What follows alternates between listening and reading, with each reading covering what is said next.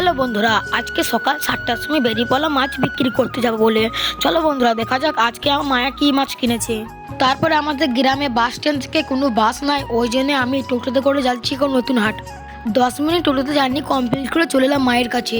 আর দেখতেই পাচ্ছ বন্ধুরা, আজকে কিন্তু মা মাছ অল্প নিয়েছে।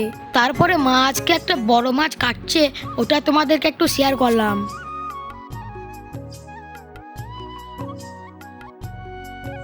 তারপরে দেখছি বাবা একটা বড় শোল মাছ আঁশগুলা ছাড়াচ্ছে, এখন ভালো করে ছাড়িয়ে খদ্দেরকে কেটে দিয়ে দেবে মা।